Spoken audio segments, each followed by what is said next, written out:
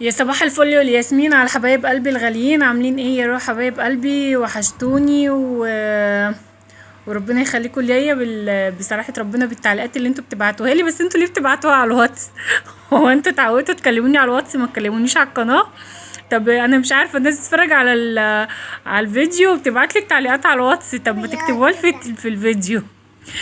عموما انا اصلا تعليقاتكم يعني ايا كان مكانها والله على راسي. ربنا يخليكوا ليا وما يحرمنيش منكم ابدا.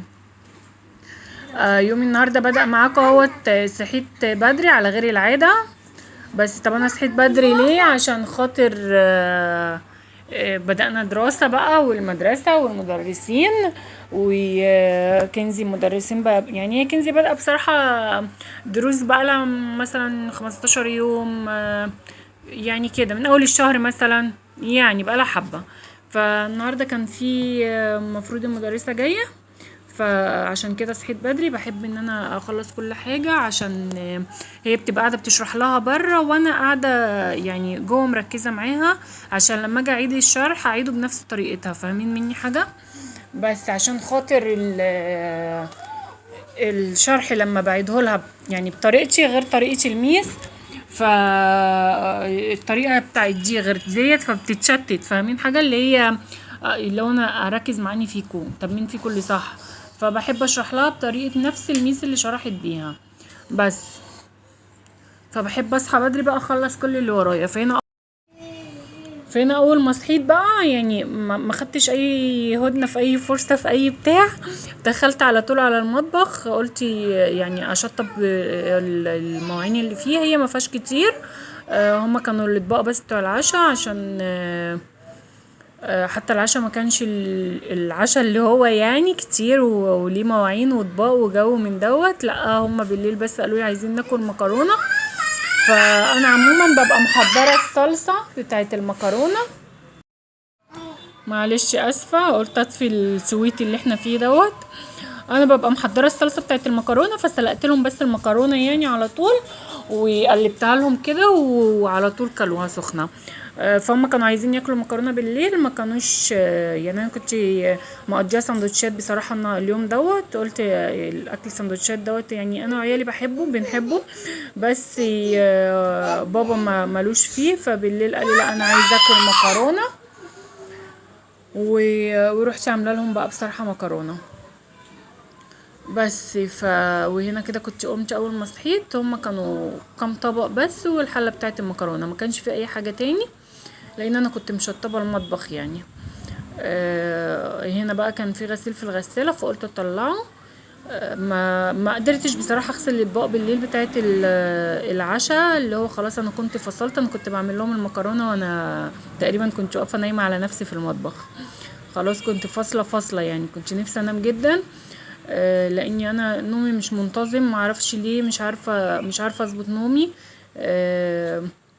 كندا بتنام في وسط النهار، بتيجي بالليل صاحيه لحد تاني يوم الصبح.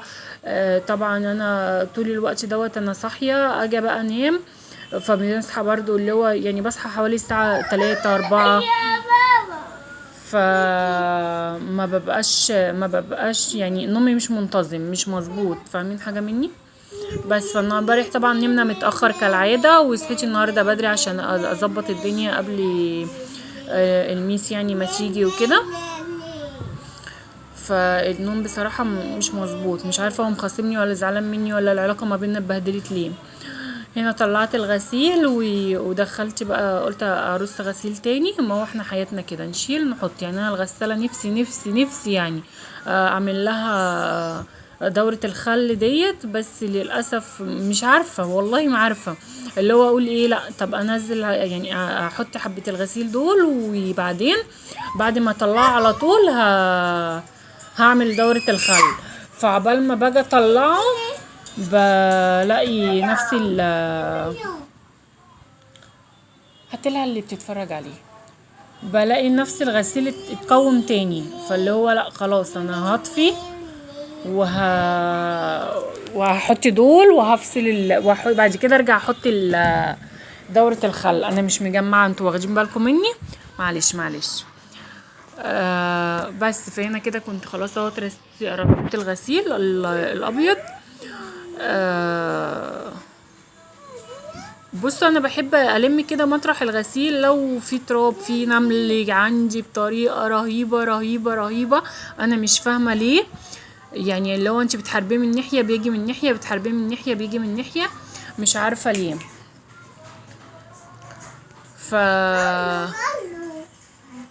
فمش عارفه اروح فين. روحي معايا كندا، روحي مع كنزي، روحي مع كنزي، يلا لا روحي مع كنزي.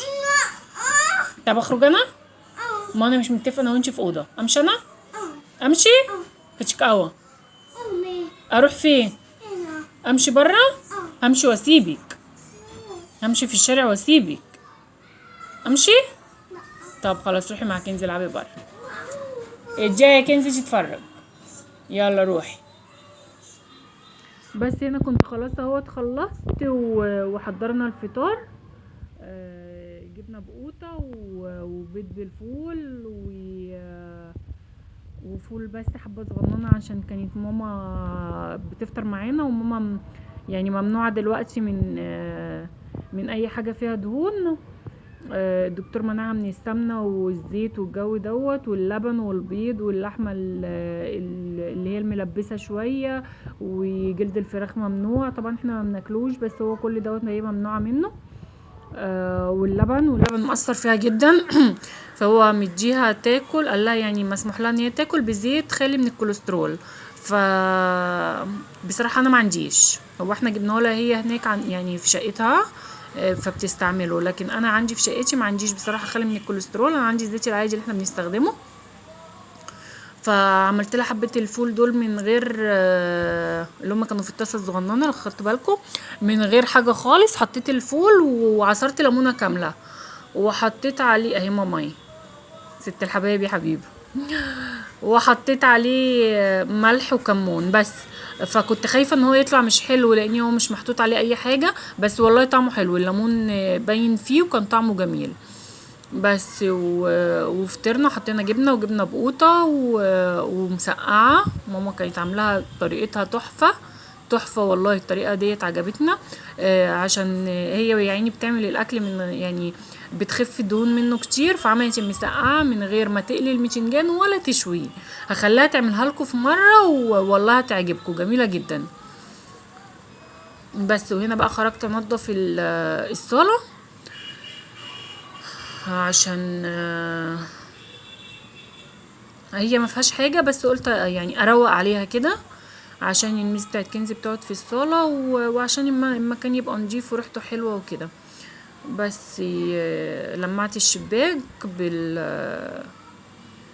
بالبخاخه كده وهنا كنت اهوت نفضت الانتريه كله وشفطت البتاع بالمكنسه المفرش.